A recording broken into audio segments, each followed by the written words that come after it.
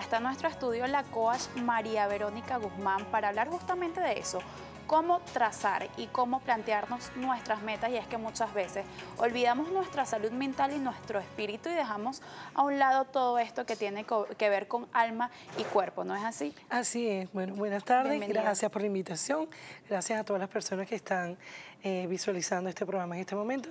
Y tal cual, tienes razón, el coaching transformacional está orientado a cohesionar ese cuerpo físico con el que permanentemente nos movemos con el alma, porque generalmente olvidamos en este tropel de emociones, de situaciones que vivimos, que somos unos seres complejos, que somos más que este cuerpo físico y tenemos un alma. Y es muy importante cuando hablamos de las metas o propósitos, porque muchas veces tenemos 50, 60 metas que cumplir, ya sean materiales o quizás algo más personales, pero ¿cómo llegamos allí? ¿Y cómo saber realmente que eso es lo que queremos? ¿Cómo podemos entonces primero planificar? Bueno, fíjate que muy comúnmente la mayoría de las personas se dice mucho que una de las técnicas es hacer una lista con todas las cosas que queremos lograr, hacerla muy amplia, describir muy bien, guardarla y esperar que eso se logre. Y generalmente cuando revisamos a final de año la lista, nos damos cuenta que si se logró una, fue por un milagro. Entonces caemos en una frustración. Pero es que muchas veces se comete el error de escribirlo, pero no hacemos nada ni mentalmente ni tampoco realizamos acciones para llegar allí. Eso es un error muy común. Sí, exactamente. Eso, el primer error es que la mayoría de las personas piensan que escribiendo cualquier cantidad de deseos, quiero una casa, quiero un viaje a París, quiero un carro nuevo, quiero, etcétera, etcétera, etcétera, con eso es suficiente y ya se materializa. No, tú has dicho un punto importantísimo, que es el punto donde tenemos también que trabajar por esa meta. Generalmente cuando me preguntan cómo puedo estructurar esa lista, yo les sugiero, hagan una lista con pocos temas, 1 o 2 temas. Aparentemente son muy poquitos, pero no, porque eso requiere un trabajo. Después de que hagas 1 o 2 temas, extiéndete describiendo muy bien lo que quieres, porque a veces ponemos quiero una casa nueva, pero entonces no dice si quieres un apartamento, si la quieres en tal zona, etcétera, etcétera. ¿Cuántas habitaciones, cuántas salas? Muy detallado. Por eso es preferible pocos objetivos. Después de que esté eso esbozado, ciertamente viene un trabajo energético, pero es muy importante lo que tú dijiste, no es cerrarlo en una caja y olvidarlo hasta el año que viene, es ver qué acciones en este aquí y ahora puedo emprender yo para materializar esos objetivos. ¿Cómo sabemos que esa meta o ese propósito es realmente lo que queremos? Porque existen diferentes factores, por ejemplo, la pareja, la sociedad, que muchas veces las personas surgen o caminan por su vida dependiendo de ello y no por lo que realmente quieren. Entonces, ¿cómo poner una balanza en eso? Bueno, ciertamente, en el devenir, eso es otra de las cosas interesantes de hacer una lista. En el devenir te das cuenta que comienzan a variar las circunstancias de lo que tú quieres inicialmente. Cuando tú vas haciendo acciones tangibles para lograr, te das cuenta que de repente esa urbanización en la que tú quieres la casa es muy buena, pero no es la que te conviene. Que de repente ese vehículo que tú estás pidiendo es maravilloso, pero te conviene otro más grande, más pequeño, de un color distinto. Entonces es un trabajo constante revisar esa meta y en función de eso redireccionar las acciones a tomar. Y otro punto importante es a quiénes involucras en esas acciones. Generalmente pues lo emprendemos a solas, pero a veces hay que involucrar a la pareja. Y entonces ya eso requiere un trabajo en conjunto, que haya una verdadera cohesión entre los 2 miembros de la pareja para que realmente pueda lograrse la meta. También es importante trabajar en función de la realidad porque, por ejemplo, queremos un carro, eso influye y nuestra economía no está como para una camioneta, por ejemplo. Exactamente. O queremos hacer planes con una pareja que no quiere hacerlos con nosotros. También eso depende, concretar nuestros objetivos. Por supuesto, hay que ser muy realista, por eso es importante describir. Después de que, obviamente, cuando estamos pidiendo, pedimos en grande, porque así debe ser. Pero en el devenir, cuando vamos acometiendo la lista de las acciones que tenemos que desarrollar para poder lograr el objetivo, ejecutivos nos damos cuenta que de repente ese vehículo, un Ferrari que yo quiero, esta rosa, no está a mi alcance. Entonces tengo que ir decantando hasta aterrizar una realidad. Eso es una fase muy interesante de este trabajo. ¿Cómo podemos manejarla y cómo no decaer y abandonar esto? Una de las cosas más comunes que ocurre es eso, que la gente ni siquiera a mitad de camino abandonan el trabajo porque realmente piensan en fórmulas mágicas y tenemos que ser realistas. A veces, como te comentaba anteriormente, en el devenir de mirar cuáles son las acciones que yo debo acometer para realmente lograr mi meta, simplemente me doy cuenta que lo que yo quiero inicialmente no es realista, que lo que yo quiero hay que cambiarlo porque de repente necesito documentos que no tengo, quiero un poder adquisitivo que en ese momento no puedo. Entonces, a veces inclusive puede pasar que se decante hacia otra meta.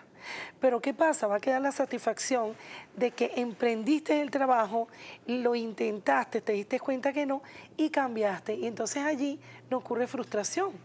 Pero también es importante no saber cuándo podemos y cuándo no, porque quizás tenemos un monto cuando hablamos de lo material, pero podemos hacer un esfuerzo para alcanzarlo. O sea, hay que saber cuáles son las diferencias entre cada cosa, ¿no? Excelente, claro que sí, definitivamente es así. Hay que ser muy realista. O sea, aquí hay una mezcla perfecta, como tú lo has dicho, del cuerpo y del alma, la espiritualidad. Ese ser interno que nos impulsa a hacer cosas, pero también tenemos que aterrizar a que estamos en un mundo material. Claro. Y entonces tenemos que tener claro cuál es el panorama, cuál es el piso que estamos tocando. También hay situaciones que nos hacen sentir feliz, es como un sentimiento agridulce. En momentos nos hace sentir feliz, pero en otros tristes. Por ejemplo, un trabajo que no nos gusta, pero económicamente nos conviene, o una relación donde nos va mal, o quizás esa persona no quiere estar contigo, pero tú igual sigues allí. Entonces, ¿cómo saber? ¿Cómo desapegarse de eso que no nos hace feliz o quizás en momentos nos hace feliz en otros? Bueno, mira, eso es algo bien complejo porque ciertamente conozco mucha gente que están en trabajos donde hay una remuneración en apariencia muy buena, pero no te sientes feliz, entonces la remuneración no es buena, porque cuando tú estás feliz en un trabajo, tú haces el trabajo desde el corazón y eso es lo que te trae la remuneración. O sea, el que va primero hacia el dinero y después hacia el trabajo está errando la táctica. Primero es hacia lo que realmente te haga feliz y eso generalmente te trae una muy buena retribución. Con la pareja igual, pues hay personas que se fijan en lo material, en que si tiene los ojos como a mí me gusta, en si es bonita, si es bonito, si es agradable, pero hay que ir a algo más profundo, hacia lo que es realmente esa persona y que eso es lo que te hace feliz a la final. Claro, así es. También no es un secreto que nuestro país está pasando por una situación difícil, lo que conlleva un estrés diario. De hecho, acá nos pregunta @EQF a través de nuestra cuenta en Twitter, salud_GB, hacer un mapa realista es difícil ya que este país nos aleja de oportunidades. Entonces, en momentos como estos, ¿cómo podemos mantener una actitud positiva? Bueno, fíjate que yo difiero un tanto de eso, porque estamos en un país de crisis, ciertamente, pero sabes que las crisis son las grandes oportunidades. Dime tú o las personas que nos están mirando en este momento, ¿cuántos de los hábitos que tenían antes no lo han modificado gracias, entre comillas, a esta crisis? Somos más productivos, somos más creativos, hemos aprendido, yo he visto gente que ha aprendido técnicas, que se ha ingeniado situaciones para resolver lo que estamos viviendo. No con ello estoy de acuerdo, pienso que tiene que ampliarse y resolverse muchas cosas, pero ciertamente estos son momentos individualmente donde tú puedes crecerte, donde hay muchas oportunidades, muchos retos y hacia allá tenemos que ir. Y precisamente parte del coaching transformacional es eso, porque a lo mejor donde esa persona ve un problema, que es esta situación, hay una gran oportunidad detrás, porque hay un mercado que a lo mejor está abandonado, que tú puedes y en el que puedes insertarse y puedes explotar, puedes explorar, ¿entiendes? Entonces yo creo que esto es una gran oportunidad y creo que la persona que salga adelante en el marco de esta situación es una persona que puede rendir y ser feliz y ser productivo y próspero en cualquier situación. Como dicen, a mal tiempo, buena cara. Así es. Ya nos queda poco tiempo, entonces quisiera que le dé esas recomendaciones a las personas que nos están viendo en casa sobre cómo mantener una actitud positiva y cómo saber realmente cuáles son nuestras metas de vida. Bueno, una de las herramientas más importantes en primer lugar es ser realistas, saber hasta dónde podemos llegar. Cuando queremos abarcar muchos campos, pues sencillamente se nos complica la vida. Segundo, les recomiendo que mediten. Para meditar no hay que ser un gurú. Simple y llanamente controlando nuestra respiración podemos meditar y lograr un estado de tranquilidad que nos permita ver con claridad las cosas. Tercero, fíjense metas muy pequeñas, muy concretas para que vayan entrenándose y a medida que vean que se cumplen, pues se sienten más felices. En cuanto a las metas, disculpa que la interrumpa, a corto, mediado y largo plazo, ¿es importante realizarlas así? Sí, yo diría que se comienza con las cosas sencillas, porque en la medida que tú ves resultados te entusiasmas y sigues haciéndolo. Ahora, te fijas una gran meta, quiero ir a vivir a Dubái. De un solo golpe probablemente no puedas y te frustras. Empiecen por cosas pequeñas. Y cuarto, sobre todas las cosas, miren más allá de todas las situaciones que viven en el mundo, en su vida, porque siempre detrás de lo que en apariencia es negativo hay una gran oportunidad y no la dejen ir, definitivamente. ¿Cuáles son sus vías de contacto? Mi vía de contacto, Twitter e Instagram, soy @almaevolución, @almaevolución, y en Facebook soy Almas en Evolución, a su orden. Gracias por acompañarnos. La tarde de hoy conversábamos con la coach María Verónica Guzmán. De esta manera ponemos punto final a Noticias Globovisión Salud.